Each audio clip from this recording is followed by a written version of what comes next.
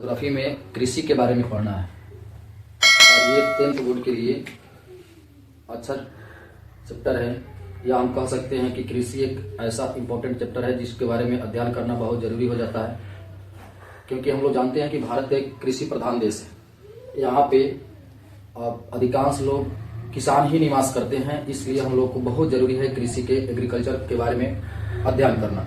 तो हम सबसे पहले कहें कि भारत एक कृषि प्रधान देश है। भारत एक कैसा है? कृषि प्रधान देश है। कृषि प्रधान देश है। ये जब हमारा देश आजाद हुआ 1947 ईस्वी में, उस समय हमारे भारत में कृषि की जो संख्या थी, लगभग कृषि करने वाले व्यक्ति थे उसमें 3/4 थे। हम ये भी कह सकते हैं कि या 76% लगभग भारत में देश आजादी के समय में 76% लोग कृषि कार्य से जुड़े हुए थे। लेकिन अभी हम देखें 2025 के स्थिति अगर जाने तो 2025 में लगभग कृषि से जुड़े व्यक्तियों की संख्या लगभग आधी हो गई है। हम इसको आधी कह सकते हैं, या लगभग 49% हम कह सकते हैं। ये कृषि से संबंधित बात है, इसके बारे में हम लोग को अध्ययन करना बहुत जरूरी है। ये हमारा देश कैसा है? कृषि प्रधान देश है।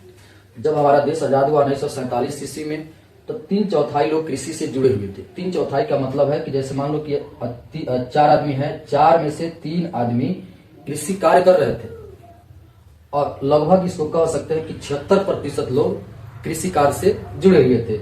अब 2025 की अगर चर्चा करें तो 2025 में देखा गया कि भारत में लगभग अभी आधी लोग कृषि से जुड़े हुए हैं, और लगभग इसको 49% के रूप में हम लोग कह सकते हैं कि कोई डाटा एक्यूरेट इतना ही लगभग में है। इसलिए हम कह सकते हैं कि भारत एक कृषि प्रधान देश है, क्योंकि यहाँ स्वाभाविक बात है कि जब आधा लोग कृषि से जुड़ा हुआ है तो एक कृषि प्रधान देश होगा। आप हमारी बात को समझ रहे होंगे। चलिए आगे हम देखते हैं कि भारत में कृषि के प्रकार हम लोग को पढ़ना है कि भारत में कृषि के प्रकार कितने होते हैं, इसके प्रकार के बारे में पढ़ना है। तो ये हो गया प्रकार के बारे में हम लोग को पढ़ना है। सबसे पहले है 1 नंबर में कृषि है भारत में, जिसे गहन कृषि के रूप में जाना जाता है। गहन कृषि के रूप में जाना जाता है। ये गहन कृषि क्या है? गहन कृषि क्या है? ये गहन कृषि ठेठ में समझो। गहन कृषि का मतलब होता है कि गह के कृषि करना, यानी पूरा जोर शोर से कृषि करना। इसमें क्या होता है, जो खाद बीज होते हैं वो उन्नत किस्म के होते हैं, यानी इसको कह सकते हैं हम लोग HYV किस्म के, यानी उन्नत किस्म के बीज होते हैं। ये अच्छे पर क्यों ऐसा किया गया भारत में? भारत में ये हाइब्रिड प्रकार के जो बीज लाया गया, यह बीजों की जो संख्या था, या जो भी खेती हम लोग कर रहे थे, उसमें मनी या तुम्हारा जो भी क्षेत्र हो उसमें वृद्धि हो सके। तो ये गहन कृषि है। और गहन कृषि में क्या होता है, इसमें रासायनिक जो केमिकल जो होता है उसकी मात्रा अधिक देना, नए बीज लगाना, नए किस्म के बीज को लगाना, ताकि हमारे खेतों में ये तुम्हारा चावल हो या कोई भी प्रकार के फसल हो उसमें वृद्धि हो सके। एक होता है निर्वाह कृषि, दूसरा क्या है? निर्वाह कृषि। और निर्वाह कृषि के अंतर्गत क्या करते हैं हम लोग, यानी इसको हम कह सकते हैं कि जीवन निर्वाह, जिससे हमारा जीवन चल सके, हमारे परिवार चल सके, उससे जीवन निर्वाह। ये बताओ कि ये जीवन निर्वाह कृषि में खेत का आकार बड़ा होगा या छोटा होगा? तो हम लोग जानते हैं कि इसमें खेत का आकार छोटे होंगे, और इसमें जो कृषि किए जाते हैं ये परंपरागत रूप से कृषि की जाती है। परंपरागत रूप से मतलब है कि पहले हमारे बाबा दादा ये पहले लोग कृषि करते थे, उसको परंपरागत कृषि कहते हैं। इसमें क्या होता है कि इसका आकार जो है छोटे होंगे, और ये केमिकल उतना नहीं इसमें, यानी रासायनिक पदार्थ इसमें नहीं डाले जाते थे, जिसके कारण यहाँ की उपज की मात्रा कम होती थी। ठीक है। उसके बाद हम लोग को ये तीसरा नंबर में पढ़ना है। तीसरा नंबर में हम लोग को पढ़ना है बरानी कृषि। बरानी कृषि क्या है? तो सर ये बरानी कृषि जो है, ये बरानी कृषि मौसम पर आधारित होता है। बरानी कृषि मौसम जैसे जैसे होगा उस प्रकार से हम लोग कृषि करते हैं। बरानी कृषि के अंतर्गत एक होता है रिले कृषि। रिले कृषि का मतलब होता है, अब रिले कृषि का मतलब होता है कि एक वर्ष में 3 बार किसी चीज का उत्पादन करना, यानी 3 बार फसल उगाना। हम कह सकते हैं कि एक साल में लगभग 3 बार हम लोग फसल यहाँ उगा सकते हैं, तो इसको हम लोग क्या कहते हैं, रिले कृषि। और उसके बाद आता है मिश्रित कृषि। मिश्रित कृषि क्या होता है? मिश्रित कृषि वैसा कृषि होता है जिसमें कृषि के साथ साथ हम लोग पशुपालन भी करते हैं। कैसे? तो कृषि के साथ साथ हम लोग पशुपालन कैसे करते हैं? जैसे मान लो कि एक खेत है, एक खेत में बीज डाल दिए, उसके बाद हम लोग जानवर का मलमूत्र इसमें डालते हैं ताकि यहाँ उपज अच्छा हो। तो इस प्रकार से हम कह सकते हैं कि कृषि जो है ये तुम्हारा मिश्रित कृषि है, इसमें कृषि के साथ साथ पशुपालन भी होता है, तो उसको हम लोग मिश्रित कृषि के अंतर्गत जानते हैं। उसके बाद आता है पट्टी कृषि। पट्टी कृषि में क्या होता है? इसमें पौन अप्रदन के माध्यम से कृषि की जाती है। एक होता है पट्टी कृषि। पट्टी कृषि में क्या होता है कि इसमें पौन अप्रदन होते हैं। पौन अप्रदन कैसे सर? तो ये पट्टी कृषि है, जैसे मान लो कि इसमें पौन अप्रदन होगा, यहाँ कोई क्षेत्र है, यहाँ पे हमको कृषि करना है, तो हम लोग क्या करते हैं, इसमें पहले घास भूसा लगा देंगे, इधर उधर घास भूसा, ताकि पौन अप्रदन हो, हवा के माध्यम से ये मिट्टी उड़ करके इस घास पे आकर के जमा हो जाए, और उसके बाद हम लोग फिर इस पर कृषि कर लेते हैं। उसके बाद आता है सीढ़ी नुमा कृषि। सीढ़ी नुमा कृषि अधिकांश करके पहाड़ी इलाका में होंगे।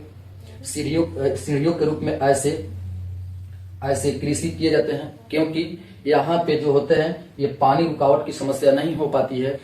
उसी प्रकार हम लोग इसको क्या करते हैं कि सीढ़ी के रूप में इसको बनाते हैं और इसको कृषि करते हैं, तो इसको सीढ़ी नुमा कृषि कहते हैं, और ये आपका पहाड़ी इलाका में अधिकांश देखने को मिलेगा। उसके बाद आता है रोपण कृषि।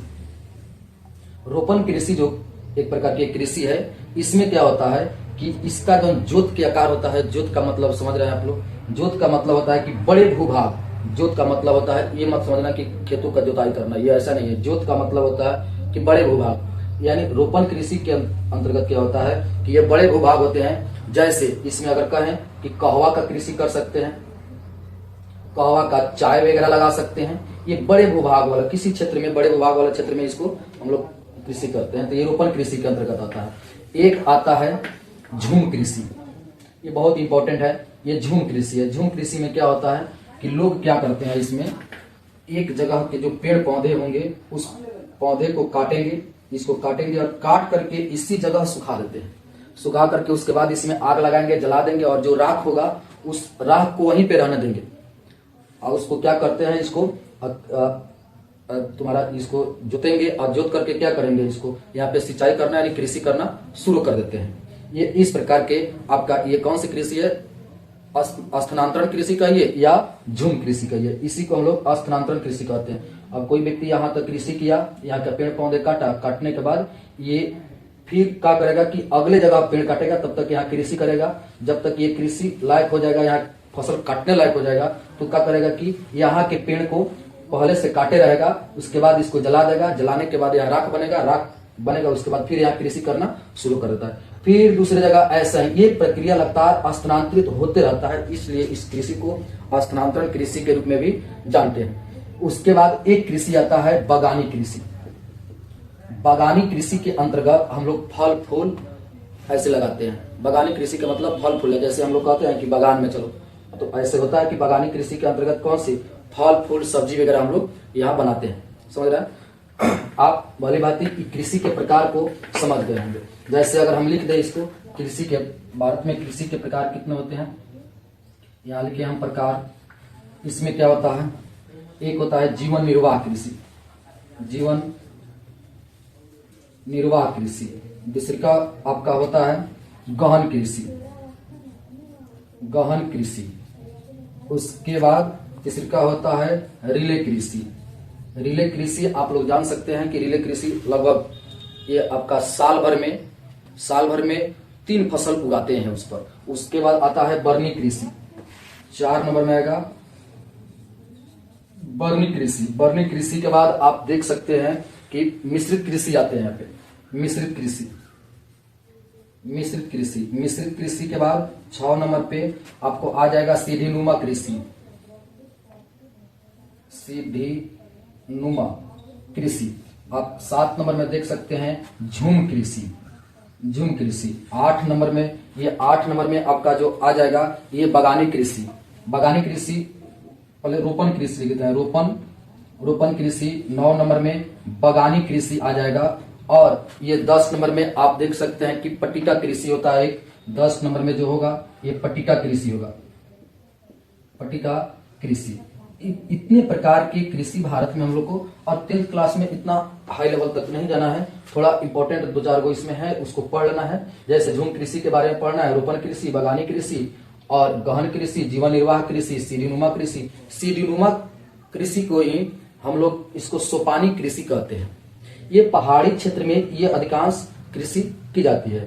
ये रिले कृषि आप लोग को उतना नहीं पढ़ना है, लेकिन फिर भी हम पढ़ाएंगे इसके बारे में, धीरे धीरे हम सबका चर्चा करेंगे। उसके बाद ये बरनी कृषि है, ये तुम्हारा बरनी कृषि है, ये मौसम आधारित कृषि होता है, इसमें मौसम के अनुसार कार्य किए जाते हैं। उसके बाद ये मिश्रित कृषि है। मिश्रित कृषि ये क्या होता है कि कृषि के साथ साथ आपका पशुपालन भी की जाती है। झूम कृषि को स्थानांतरण कृषि भी कहते हैं,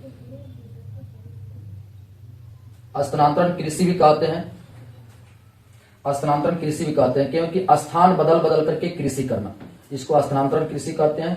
ये रोपण कृषि में क्या होता है कि जोत का आकार बड़ा होगा आपका, समझ रहे हैं, जोत का आकार बड़ा होगा। बगानी कृषि का मतलब होता है कि ये फल फूल सब्जी वगैरह इसमें हम लोग अब बनाते हैं। ये पट्टिका कृषि क्या है, आप लोग को बताए थे कि ये पट्टिका कृषि आपका पवन अप्रदन के माध्यम से होता है, पवन अप्रदन के माध्यम से होता है। यहाँ घास लगा देंगे और जब हवाएं चलेगी, जब पवन चलेगा तो अपने साथ धूल मिट्टी लेकर के आएगा और इस घास पे जमा हो जाएगा। जब ये जमा हो जाएगा तो इस पर हम लोग कृषि करना शुरू कर देते हैं। इस प्रकार अगले वीडियो में हम लोग इसके सबको थोड़ा सा डिटेल समझेंगे और आगे हम फसल के बारे में समझेंगे। इस वीडियो को देख करके अगले टॉपिक को देखें और बने रहे हमेशा। आपको 10th क्लास के पूरे ज्योग्राफी सिस्टम दिया जाएगा, जो एग्जाम से पहले कोशिश करेंगे कि हम इसको समाप्त कर दें। इस प्रकार से आप सुने रहेंगे तो ऑब्जेक्टिव करके, ऑब्जेक्टिव के साथ साथ सब्जेक्टिव भी आपका तैयार हो जाएगा। तो इस प्रकार बढ़िया से सुनिए लेक्चर को और अच्छा से ध्यान दीजिए इस पर। कोशिश कर रहे हैं कि ये 2026 में जो एग्जाम होने वाला है, अभी 2026 में जो एग्जाम होने वाला है, ये आपके एग्जाम में ज्योग्राफी हम कंप्लीट कर सके।